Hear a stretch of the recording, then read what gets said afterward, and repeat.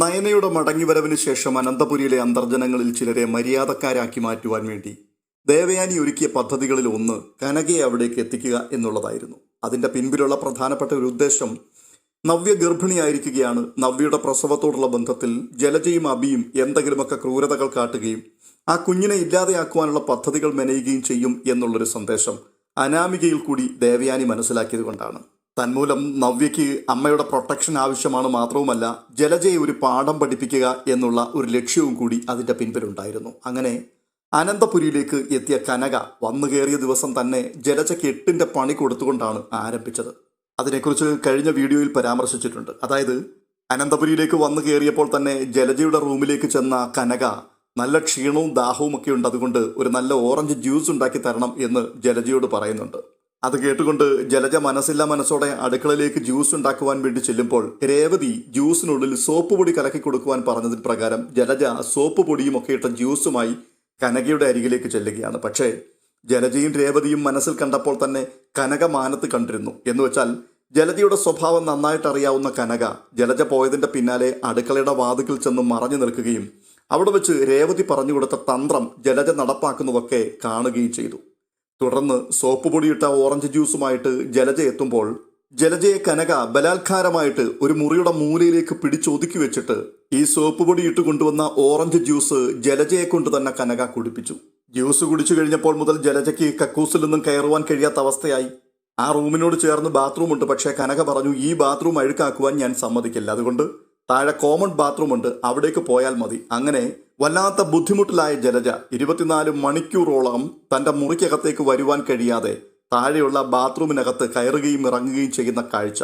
ഈ കാഴ്ച കണ്ടപ്പോൾ മുത്തശ്ശന് വല്ലാത്ത സംശയമായി. ഇവൾക്കിതെന്തു പറ്റി? മുകളിൽ ബാത്റൂം ഉണ്ടല്ലോ, പിന്നെ എന്തിനാണ് ഇതിനകത്ത് അവളിങ്ങനെ കൂടെ കൂടെ കയറുകയും ഇറങ്ങുകയും ചെയ്യുന്നത്? ഈ സംശയം ഒടുവിൽ മുത്തശ്ശൻ ജലജയോട് തന്നെ ചോദിക്കുകയാണ്, നീ എന്തൊക്കെയാണ് ജലജ ഈ കാണിക്കുന്നത്? ഏത് സമയം നോക്കിയാലും ഈ ബാത്റൂമിൽ നീ കയറുകയും ഇറങ്ങുകയും ചെയ്യുന്നു. നിനക്കെന്തെങ്കിലും പ്രശ്നമുണ്ടോ? ഉണ്ടെങ്കിൽ തന്നെ നിന്റെ റൂമിനകത്ത് ബാത്റൂം ഉണ്ടല്ലോ, അതിനുള്ളിൽ നിനക്ക് കയറുന്നതിന് എന്താണ് കുഴപ്പം? എന്തിനാണ് ഈ ബാത്റൂം എപ്പോഴും നീ ഉപയോഗിക്കുന്നത്? അപ്പോൾ ജലജ പറയുകയാണ്, എനിക്ക് കുഴപ്പമുണ്ടച്ചാ, കുഴപ്പമുള്ളത് കൊണ്ട് തന്നെയാണ് ഞാൻ ഊണും ഉറക്കവുമില്ലാതെ മണിക്കൂറുകളായി ഇതിനകത്ത് കയറി ഇറങ്ങിക്കൊണ്ടിരിക്കുന്നത്. ചിലപ്പോൾ ഞാൻ ചത്തുപോകാനും സാധ്യതയുണ്ട്. എനിക്ക് വയറിളക്കമാണ്, അതിൻ്റെ കാരണം നിങ്ങളൊക്കെ തന്നെയാണ്.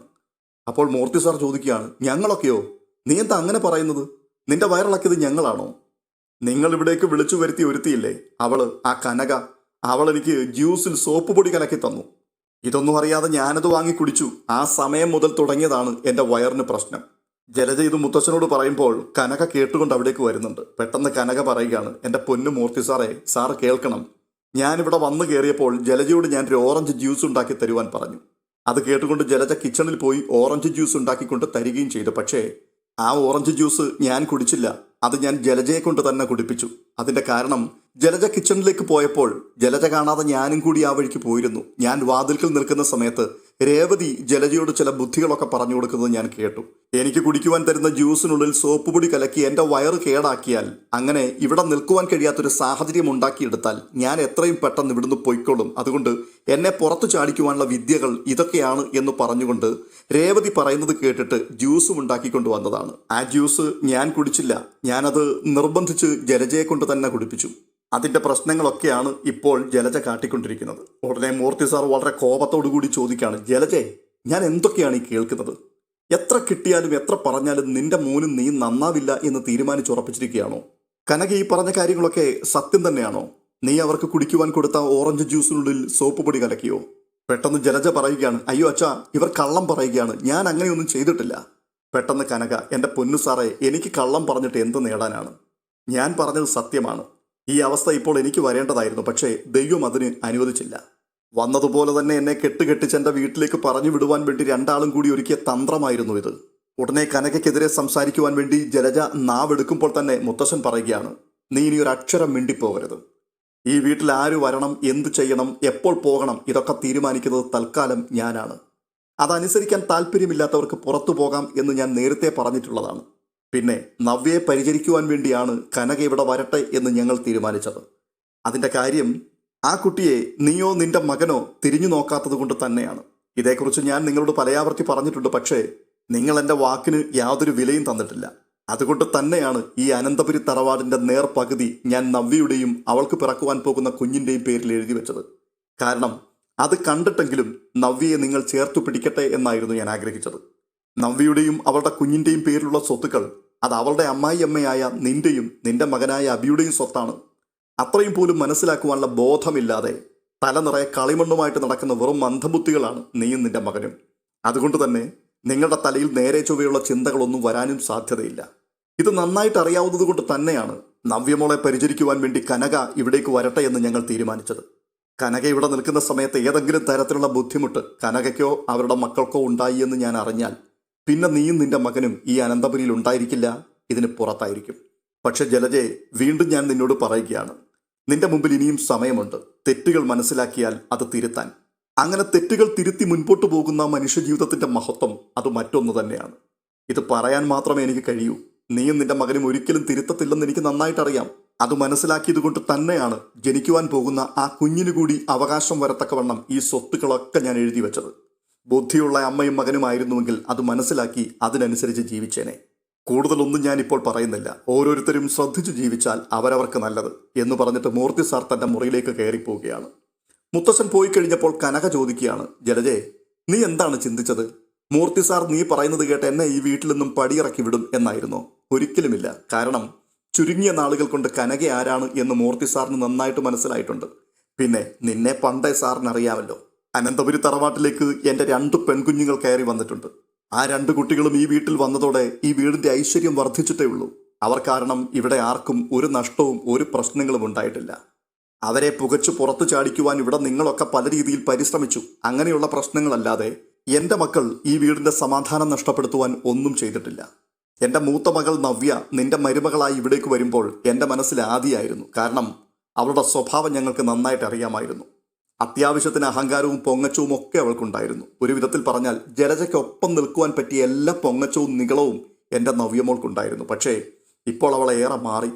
പിന്നെ നയനമോളെക്കുറിച്ച് ഞാൻ പറയാതെ തന്നെ ഇവിടെ എല്ലാവർക്കും അറിയാം. എന്നാൽ എൻ്റെ നവ്യമോൾ ഏറെ മാറിയിട്ടുണ്ട്. അവൾക്ക് വന്ന മാറ്റം അത്ഭുതമാണ്. അതിന് ജലജയോടും മകനോടും നന്ദി പറയാതിരിക്കുവാൻ കഴിയില്ല. കാരണം നിങ്ങളാണ് അവളെ മാറ്റിയെടുത്തത്. ഒരു നല്ല ഭർത്താവും നല്ലൊരു അമ്മായിയമ്മയുമായിരുന്നു അവൾക്ക് ലഭിച്ചിരുന്നതെങ്കിൽ അവളുടെ സ്വഭാവം വെച്ച് അവൾ നിഗളിച്ചും അഹങ്കരിച്ചും തന്നെ ജീവിച്ചേനെ. പക്ഷേ ജീവിതം എന്താണ് എന്ന് പുനഃപരിശോധന നടത്തുവാൻ അവളെ പഠിപ്പിച്ചത് നിങ്ങളാണ്. സ്നേഹിക്കുന്നവരാരാണെന്നും വഞ്ചിക്കുന്നവരാരാണെന്നും അവൾ മനസ്സിലാക്കിയത് അനന്തപുരിയിൽ വന്ന് നിങ്ങൾക്കൊപ്പം താമസിക്കാൻ തുടങ്ങിയപ്പോഴാണ്. പിന്നെ ഇപ്പോൾ എൻ്റെ 2 കുഞ്ഞുങ്ങളും ഈ വീട്ടിൽ അടങ്ങി ഒതുങ്ങി ജീവിക്കുകയാണ്. അതുകൊണ്ട് ആവശ്യമില്ലാതെ അവരെ ഉപദ്രവിക്കാൻ ശ്രമിക്കരുത്. പ്രത്യേകിച്ച് എൻ്റെ നവ്യമോളെ. അവളിപ്പോൾ ഗർഭിണിയാണ്. ജലജയുടെ മകൻ്റെ കുഞ്ഞാണ് അവളുടെ ഉദരത്തിൽ വളരുന്നത്. ഏതെങ്കിലും വിധത്തിൽ അവളുടെ കുഞ്ഞിനെയോ അവളെയോ ഇല്ലാതെയാക്കുവാൻ ശ്രമിച്ചാൽ ഈ കനകയുടെ മറ്റൊരു മുഖം നീ കാണും. കനകയുടെ ഈ സംസാരമെല്ലാം കേട്ട് ജലജ വല്ലാതെ വിയർത്ത് കുളിച്ചു നിൽക്കുകയാണ്. ഇത്രയും പറഞ്ഞിട്ട് കനക അവിടുന്ന് നടന്നു പോയപ്പോൾ നൈസായിട്ട് രേവതി അവിടേക്ക് വരുന്നുണ്ട്. എന്നിട്ട് രേവതി പറയുകയാണ്, എന്തു പറ്റി ജലജെ? പദ്ധതികളൊക്കെ പൊളഞ്ഞു അല്ലേ? സാരമില്ല, ഇനിയും അവസരങ്ങളുണ്ട്. നീ തോറ്റുകൊടുക്കരുത്, പോരാടിക്കൊണ്ടേയിരിക്കണം. അന്തിമ വിജയം നിനക്ക് തന്നെയായിരിക്കും. പിന്നെ ജലജെ, നീ ഒരു കാര്യം മനസ്സിലാക്കണം. ഈ വീട്ടിലുള്ള മരുമക്കൾ ഉൾപ്പെടെ എല്ലാ ആൾക്കാർക്കും അറിയാം നിങ്ങൾക്കിവിടെ കാര്യമായിട്ട് അവകാശങ്ങളൊന്നും തന്നെ ഇല്ല എന്ന്. ഒരു വിധത്തിൽ പറഞ്ഞാൽ അനന്തപുരിയിലെ ഇളയ മരുമകളുടെ അമ്മയായ എനിക്കിവിടെയുള്ള അവകാശം പോലും നിനക്കില്ല. അതുകൊണ്ട് നിന്റെ ഓരോ നീക്കങ്ങളും വളരെ ശ്രദ്ധിച്ചായിരിക്കണം. ഏതു നിമിഷവും അമ്മയെയും മകനെയും മൂർത്തി സാർ പുറത്താക്കാൻ സാധ്യതയുണ്ട്. രേവതിയുടെ വായിൽ നിന്നും ഈ വാക്കുകൾ കേട്ടപ്പോഴേക്കും ജലജ അക്ഷരാർത്ഥത്തിൽ ഞെട്ടുകയാണ്. ഇതൊക്കെ അവരും മനസ്സിലാക്കി എന്നുള്ള തിരിച്ചറിവ് ജലജയെ വല്ലാതെ തളർത്തിക്കളഞ്ഞു. സത്യത്തിൽ രേവതിയുടെ നാവിൽ നിന്നും ഇത്തരത്തിലുള്ള വാക്കുകളൊക്കെ വരുന്നത് കേട്ടപ്പോഴേക്കും ജലജയുടെ കോപവും ദേഷ്യവും ഒക്കെ വല്ലാതെ അങ്ങോട്ട് നുരഞ്ഞു പൊന്തി വരികയാണ്. എങ്കിലും എല്ലാം ഉള്ളിലൊതുക്കി ഒന്നും അറിയാത്തതുപോലെ ജലജ മെല്ലെ അവിടുന്ന് നടന്നു നീങ്ങുകയാണ്. തുടർന്ന് കാണുന്നത് അനന്തപുരിയിലേക്ക് അടുത്ത ദിവസം നന്ദു കയറി വരുന്നൊരു കാഴ്ചയാണ്.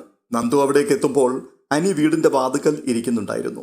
നന്ദുവിനെ കണ്ടപ്പോഴേക്കും അനിക്ക് വല്ലാത്തൊരു ആഹ്ലാദമാകുന്നുണ്ട്. അനി പെട്ടെന്ന് ഇരിപ്പിടത്തിൽ നിന്നും എഴുന്നേറ്റിട്ട്, ആഹാ, അല്ല, ആരാണ് ഈ വന്നിരിക്കുന്നത്? നന്ദുവോ? ഇങ്ങോട്ടൊക്കെയുള്ള വഴി അറിയുമോ? വാ വാ, കേറി വാ. ഇത് പറഞ്ഞ് അനി അകത്തേക്ക് വിളിക്കുകയാണ് നന്ദുവിനെ. ഉടനെ അനിയുടെ ഈ സംസാരം കേട്ടുകൊണ്ട് അനാമിക അവിടേക്ക് ഇറങ്ങി വരുന്നുണ്ട്. നന്ദുവിനെ കണ്ട മാത്രയിൽ അനാമികയുടെ സർവ്വ നിയന്ത്രണവും നഷ്ടപ്പെട്ടു പോയി. കോപത്തോടെ അലറിക്കൊണ്ട് അനി എന്ന് വിളിച്ചുകൊണ്ട് അനിയുടെ മുൻപിലേക്ക് നടന്നെടുത്തിട്ട് പറയുകയാണ്, ഓഹോ, അവന്റെ മുഖത്തെ ഒരു സന്തോഷം കണ്ടില്ലേ? ഒത്തിരി കാലത്തിന് ശേഷമാണ് നിന്റെ ചിരിച്ചൊരു മുഖം ഞാൻ ഇന്ന് കാണുന്നത്. എനിക്ക് മനസ്സിലാകുന്നുണ്ട് എങ്ങോട്ടാ നിന്റെ പോക്കെന്ന്. നിനക്ക് നാണമില്ലടാ ഇവളുടെ പുറകെ ഇങ്ങനെ നടക്കാൻ? കാര്യങ്ങളൊക്കെ എനിക്ക് നന്നായിട്ട് പിടികിട്ടുന്നുണ്ട്. ആദ്യം അമ്മയെ ഇവിടേക്ക് പറഞ്ഞു വിട്ടു, എന്നിട്ടിപ്പോൾ അമ്മയുടെ പിന്നാലെ മോളും കൂടി കയറി വന്നിരിക്കുകയാണ്. ഇത്രയും കേട്ടപ്പോഴേക്കും അനി, നിനക്ക് ഭ്രാന്തുണ്ടോ അനാമികയെ? നിന്നെ ഇപ്പോൾ ആരാ ഇങ്ങോട്ട് വിളിച്ചത്? ഓഹോ, ഞാൻ വന്നത് നിനക്ക് ഇഷ്ടമായില്ലല്ലേ? ഞാൻ പറഞ്ഞതൊക്കെ സത്യമല്ലേടാ? എടീ, നിന്റെ മനസ്സ് നീ ആദ്യം നന്നാക്ക്. ഞാൻ എന്താണ് പറയുന്നതെന്നും പ്രവർത്തിക്കുന്നതെന്നും ഒക്കെ എനിക്ക് നല്ല ബോധമുണ്ട്. ഈ വീട്ടിലുള്ള ഓരോരുത്തർക്കും ഇപ്പോൾ നന്നായി മനസ്സിലായി വരികയാണ് നിന്റെ യഥാർത്ഥ സ്വഭാവം എന്താണെന്ന്. എൻ്റെ വലിയമ്മ നിന്നെ സ്വന്തം മകളെപ്പോലെ കരുതി ചേർത്ത് നിർത്തിയതാണ്. പക്ഷെ ഇപ്പോൾ ആ വലിയമ്മയ്ക്ക് മനസ്സിലായി നിന്റെ ഉള്ളിൽ വിഷമാണ് നിറഞ്ഞിരിക്കുന്നതെന്ന്. അതുകൊണ്ട് വായിൽ കിടക്കുന്ന നാക്കുകൊണ്ട് എന്തും പറയാമെന്ന് കരുതി നീ അഹങ്കരിക്കരുത്. ഇതിനൊക്കെ നിനക്ക് തിരിച്ചടികൾ ഉടനെ തന്നെ കിട്ടിയിരിക്കും. നീ കൂടുതൽ തത്വങ്ങളൊന്നും പറയണ്ടാടാ. എൻ്റെ കഴുത്തിൽ താലി കെട്ടിയിട്ട് നിനക്ക് നാണമില്ലേ നിന്റെ പഴയ കാമുകിയുടെ പുറകിലിങ്ങനെ നടക്കുവാൻ? പക്ഷെ നീ ഒരു കാര്യം മനസ്സിലാക്കിക്കോ, ഈ അനാമികയെ ഒഴിവാക്കിയിട്ട് ഇവൾക്കൊപ്പം വാഴാമെന്ന് നീ സ്വപ്നം കാണണ്ട. ഞാൻ ജീവിച്ചിരിക്കുമ്പോൾ അതിന് നിന്നെ അനുവദിക്കില്ല. ഇത്രയും പറഞ്ഞിട്ട് അനാമിക അകത്തേക്ക് കയറി പോകുമ്പോൾ വല്ലാത്തൊരു നിസ്സഹായതയോടുകൂടി നന്ദുവിനോട് അനി പറയുകയാണ്, എനിക്കിതൊക്കെ ശീലമായി തുടങ്ങി നന്ദു. ഇതൊന്നും കേട്ടിട്ട് താൻ വിഷമിക്കണ്ട. എൻ്റെ ജീവിതം ഇതാണ്. പക്ഷേ താൻ വന്നത് തൻ്റെ അമ്മയും ചേച്ചിമാരെയും കാണാനല്ലേ? അകത്തേക്ക് ചെല്ല്, അവരൊക്കെ അകത്തുണ്ട്. പെട്ടെന്ന് കനക നന്ദുട്ട എന്ന് വിളിച്ചുകൊണ്ട് ഓടി അവിടേക്ക് വരികയാണ്. അപ്പോൾ നന്ദു പറയുന്നു, അമ്മേ, അച്ഛൻ പറഞ്ഞിട്ടാണ് ഞാൻ ഇങ്ങോട്ടേക്ക് വന്നത്. അച്ഛൻ കുറച്ച് ഫ്രൂട്ട്സ് ഒക്കെ വാങ്ങി തന്നു ചേച്ചിക്ക് കൊടുക്കാൻ വേണ്ടി. അയ്യോ മോളെ, ഇതിൻ്റെ ഒന്നും ആവശ്യം ഈ വീട്ടിലില്ലല്ലോ. ഇതൊന്നും ഗോവിന്ദേട്ടൻ അറിയില്ലേ? ഇതൊന്നും വേണ്ടായിരുന്നു. അപ്പോൾ നന്ദു വീണ്ടും പറയുകയാണ്, ഇത് കൊണ്ടുതരാൻ വേണ്ടി മാത്രമല്ലമ്മേ ഞാൻ വന്നത്. എനിക്ക് നവ്യേച്ചിയെ ഒന്ന് കാണുകയും ചെയ്യണമായിരുന്നു. ഒത്തിരി നാളായില്ലേ ഞാൻ ചേച്ചിയെ കണ്ടിട്ട്. അതിനുവേണ്ടി കൂടിയാണ് ഇങ്ങോട്ടേക്ക് വന്നത്. ഉടനെ ജാനകി അവിടേക്ക് പെട്ടെന്ന് നടന്നു വരികയാണ്. എന്നിട്ട് പറയുകയാണ്, കൊള്ളാം കൊള്ളാം, നവ്യേച്ചിയെ കാണാനാണെന്ന് പറഞ്ഞുകൊണ്ട് നീ ഇവിടേക്ക് വന്നതിൻ്റെ ഉദ്ദേശം ഞങ്ങൾക്കെല്ലാവർക്കും നന്നായി മനസ്സിലായിട്ടുണ്ട്. അങ്ങനെ ചേച്ചിമാരെ കാണാനാണ് എന്ന് പറഞ്ഞല്ലാതെ അനന്തപുരിയിലേക്ക് നിനക്ക് വരാൻ പറ്റില്ലല്ലോ. ഉടനെ കനക ചോദിക്കുകയാണ്, എന്തിനാണ് ജാനകി ആവശ്യമില്ലാത്ത കാര്യങ്ങളൊക്കെ സംസാരിക്കുന്നത്? എൻ്റെ മോൾ ഇവിടേക്ക് വന്നത് എന്നെ കാണാനോ അല്ലെങ്കിൽ അവരുടെ ചേച്ചിമാരെ കാണുവാനോ ആയിരിക്കും. അതിന് നിങ്ങൾ എന്തിനാണ് ഇല്ലാത്ത ഈ അർത്ഥങ്ങളൊക്കെ കൽപ്പിച്ചുണ്ടാക്കുന്നത്? എൻ്റെ മകൾ ആരാണെന്ന് എനിക്ക് നന്നായിട്ട് അറിയാം. അവളെ ഞങ്ങളാണ് വളർത്തിയത്. ഞങ്ങൾ പറയുന്നതനുസരിച്ചാണ് ഇത്രയും കാലം അവൾ ജീവിച്ചിട്ടുള്ളത്. ഇനിയും അങ്ങനെ തന്നെയായിരിക്കും. കനകെ, നീ കൂടുതൽ അതിനെക്കുറിച്ചൊന്നും സംസാരിക്കണ്ട. നാട്ടിലെ പണക്കാരുടെ വീട്ടിൽ മക്കളെ കെട്ടിച്ചയക്കുക എന്നുള്ളതായിരുന്നല്ലോ നിന്റെ ലക്ഷ്യം. അതിനുള്ള ആസ്തിയുണ്ടോ, അവർക്കൊപ്പം നിൽക്കാനുള്ള പ്രാപ്തിയുണ്ടോ എന്നൊന്നും ചിന്തിക്കാതെ കാപ്പെട്ടിത്തിൽ കൂടി രണ്ടെണ്ണത്തിനെ ഇങ്ങോട്ട് കയറ്റിവിട്ടയാളല്ലേ നീ. നീ നിന്റെ വലിയ മഹത്വമൊന്നും പറഞ്ഞുകൊണ്ട് ഇങ്ങോട്ട് വരരുത്. ജാനകിയുടെ ഈ സംസാരം കേട്ടുകൊണ്ട് പെട്ടെന്ന് മുത്തശ്ശൻ അവിടേക്ക് വരികയാണ്. എന്നിട്ട് മുത്തശ്ശൻ വിളിക്കുകയാണ്, ജാനകി, നിർത്തുന്നുണ്ടോ നിന്റെ ഈ അഹങ്കാര വർത്തമാനം? കുറച്ച് നാളുകളായി ഇത്തരത്തിലുള്ള വർത്തമാനങ്ങളൊക്കെ ഞാൻ കേൾക്കുന്നത്. പോട്ടെ എന്ന് കരുതി സഹിച്ചങ്ങ് പോവുകയാണ്. ഒരാണും പെണ്ണും തമ്മിൽ സംസാരിച്ചാൽ അതിനുള്ളിൽ അവിഹിതം കണ്ടെത്തുന്ന നിന്റെയൊക്കെ ദുഷിച്ച മനസ്സുണ്ടല്ലോ, അത് മാറാതെ ഈ കുടുംബം രക്ഷപ്പെടില്ല. നന്ദുവും അനിയും തമ്മിൽ ഒരിക്കൽ സ്നേഹത്തിലായിരുന്നു. പക്ഷേ ഇപ്പോൾ അങ്ങനെയല്ല. അവൻ മറ്റൊരു പെൺകുട്ടിയെ വിവാഹം കഴിക്കുകയും കുടുംബമായിട്ട് ജീവിക്കുകയുമാണ്. പക്ഷേ നന്ദുവിൻ്റെ 2 ചേച്ചിമാർ അനന്തപുരിയിലുണ്ട്. അവരിവിടെ ഉള്ളിടത്തോളം നന്ദു ഇവിടെ വന്നെന്നിരിക്കും. അങ്ങനെ കയറി വന്നാൽ അത് നിന്റെ മകനെ കാണാൻ വേണ്ടിയാണ് എന്ന് നീ അങ്ങനെ ഊഹിച്ചു പറഞ്ഞാൽ അത് സത്യമാകുമോ ജാനകി? ഇനി അഥവാ നീ പറയുന്നത് പോലെ അതിൽ എന്തെങ്കിലും കഴമ്പുണ്ടെങ്കിൽ തന്നെ അനാമികയെ ഇവിടെ നിർത്തിയിട്ട് നന്ദുവിനൊപ്പം അനി ഇറങ്ങിപ്പോകുമോ? അനാവശ്യം പറയുന്നതിനൊക്കെ ഒരതിരുണ്ട്.